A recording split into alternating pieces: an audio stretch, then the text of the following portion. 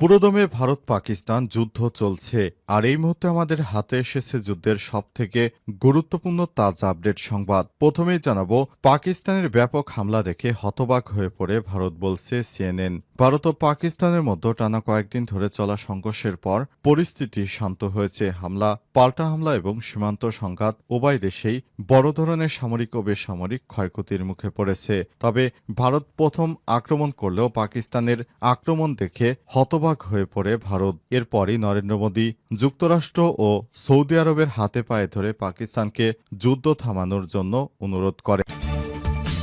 এরপর জানাবো ভারতের রাফাল ধ্বংসের বিষয়ে যা বলল ভারতের বিমান বাহিনী। জম্মু ও কাশ্মীরের সন্ত্রাসী হামলা জেরে তৈরি উত্তপ্ত পরিস্থিতির মধ্যে ভারত পাকিস্তানের মধ্যে যুদ্ধ শুরু হয়। ভারত হামলা করতে গিয়ে প্রথমেই তাদের 5টি যুদ্ধ বিমান হারিয়েছে।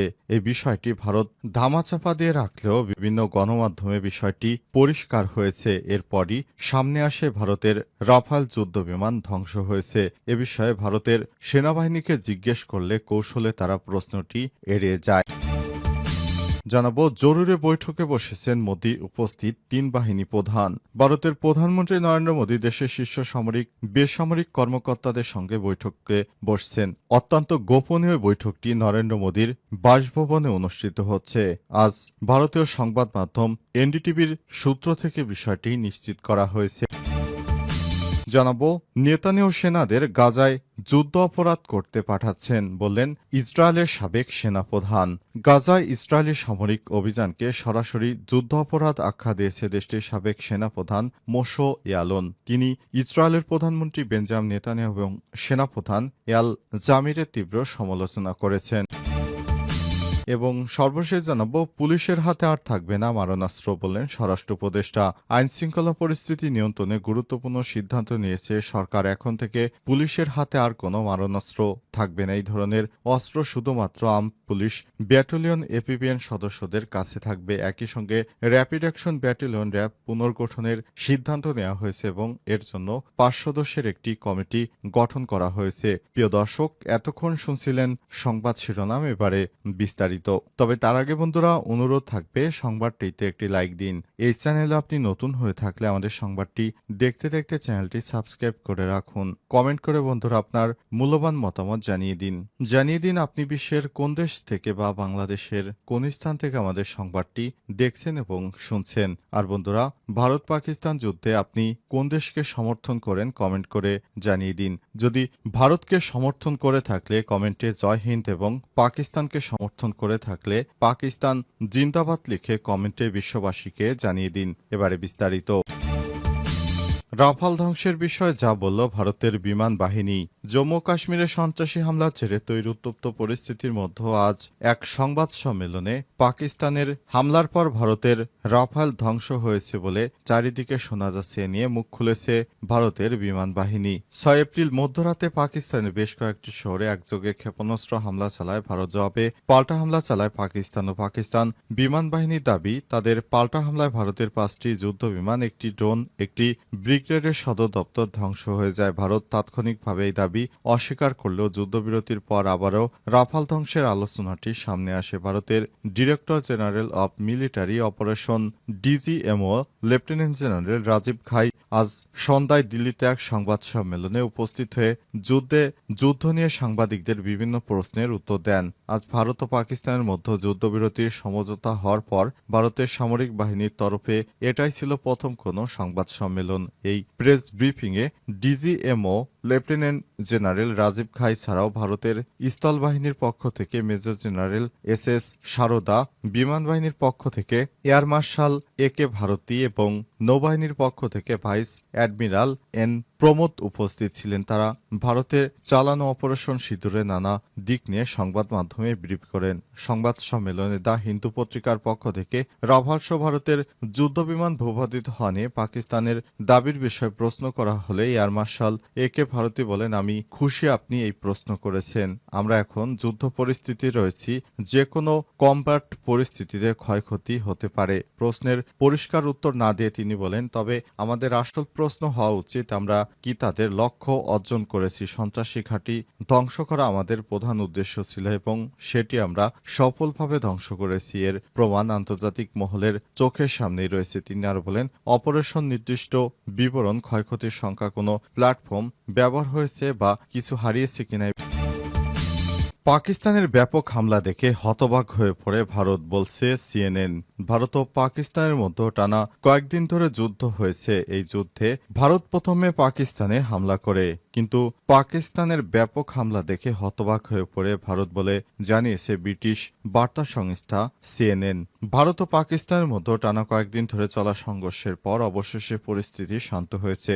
পাল্টা হামলা ও সীমান্তের সংঘাত উভয় দেশই বড় ধরনের সামরিক ও বেসামরিক ক্ষয়ক্ষতির মুখে পড়েছে। তবে ভারত বড় ধরনের সংঘাতের আগেই আজ বিকেলে দুই দেশের যুদ্ধবিরতিতে সম্মত হয়ে, যেখানে যুক্তরাষ্ট্রের সক্রিয় মধ্যস্থতা ছিল বলে জানিয়েছে মার্কিন সংবাদ মাধ্যম সিএনএন। সিএনএনের লাইভ আপডেট অনুযায়ী ভারতের হামলার জবাবে পাকিস্তান যে পাল্টা হামলা চালিয়েছে তার ব্যাপকতা দেখে ভারত বিস্মিত হয়ে পড়ে। এরপরই আলোচনা প্রক্রিয়ায় দুই পক্ষই আন্তরিকভাবে অংশ নিতে শুরু করে। পাকিস্তান সরকারের ঘনিষ্ঠ একটি সূত্রের বরাত দিয়ে সিএনএন জানিয়েছে, সংঘর্ষ তীব্র আকার ধারণ করার পর পরিস্থিতি যখন নিয়ন্ত্রণের বাইরে চলে যাওয়ার আশঙ্কা দেখা দেয়, তখনই শান্তি চুক্তির ভিত্তি তৈরি হয়। সূত্রটি আরও জানিয়েছে, শুক্রবার পর্যন্ত শান্তি চুক্তির দিকে অগ্রসর হচ্ছিল দুই পক্ষ, কিন্তু শনিবার ভোরে ভারত ও পাকিস্তানের 3টি বিমান ঘাঁটিতে ক্ষেপণাস্ত্র হামলা চালালে ইসলামাবাদ কৌশলগতভাবে পাল্টা জবাব দেওয়ার সিদ্ধান্ত নেয়। পাকিস্তানের প্রতিরক্ষা বাহিনী জানায়, ভারতের ওই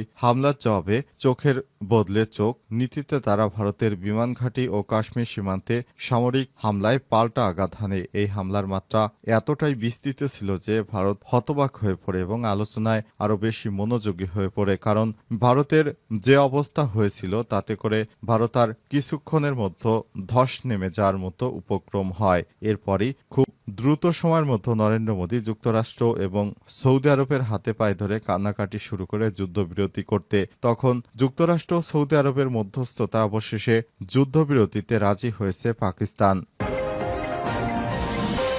রাফাল ধ্বংসের বিষয়ে যা বলল ভারতের বিমান বাহিনী। জম্মু কাশ্মীরে সন্ত্রাসী হামলা ছেড়ে তৈরি উত্তপ্ত পরিস্থিতির মধ্যে জরুরি বৈঠকে বসেছেন মোদী, উপস্থিত 3 বাহিনী প্রধান। ভারতের প্রধানমন্ত্রী নরেন্দ্র মোদী দেশের শীর্ষ সামরিক বেসামরিক কর্মকর্তাদের সঙ্গে বৈঠকে বসেছেন। অত্যন্ত গোপনীয় বৈঠক তার বাসভবনে অনুষ্ঠিত হচ্ছে। আজ ভারতীয় সংবাদ মাধ্যম এনডিটিভি এই তথ্য নিশ্চিত করেছে। উচ্চ পর্যায়ের বৈঠকে সভাপতিত্ব করেছেন মোদী। প্রতিরক্ষামন্ত্রী Rajnath Singh, chief of staff defence general Anil Chauhan এবং 3 বাহিনীর প্রধানরা এতে উপস্থিত রয়েছেন আরও অনেকেই। জম্মু কাশ্মীরে পেহেলগামে সন্ত্রাসী হামলার জন্য পাকিস্তানকে অভিযুক্ত করে ভারতের জেরে কূটনৈতিক বিরোধিতা সামরিক সংঘাতে রূপ নেয়। কয়েকদিন সংঘর্ষের পর ভারত ও পাকিস্তানের মধ্যে যুদ্ধবিরতি চুক্তির 2 দিনের মাথায় মোদীর বৈঠকটি হচ্ছে।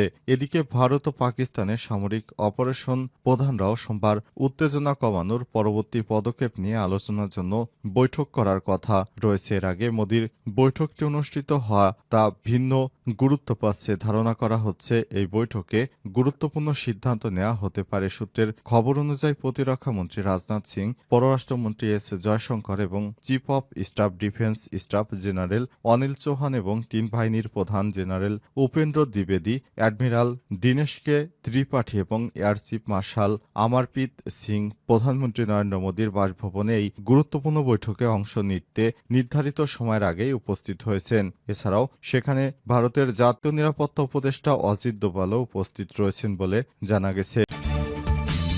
এখন থেকে পুলিশের হাতে আর থাকবে না মরণাস্ত্র, বললেন স্বরাষ্ট্র উপদেষ্টা। দেশের আইনশৃঙ্খলা পরিস্থিতি নিয়ন্ত্রণে গুরুত্বপূর্ণ সিদ্ধান্ত নিয়েছে সরকার। এখন থেকে পুলিশের হাতে আর কোনো মরণাস্ত্র থাকবে না। এই ধরনের অস্ত্র শুধুমাত্র আর্মড পুলিশ ব্যাটালিয়ন বা এপিপিএন সদস্যদের কাছে থাকবে। একই সঙ্গে র্যাপিড অ্যাকশন ব্যাটালিয়ন র্যাব পুনর্গঠনের সিদ্ধান্ত নেওয়া হয়েছে এবং এর জন্য 5 সদস্যের একটি কমিটি গঠন করা হয়েছে।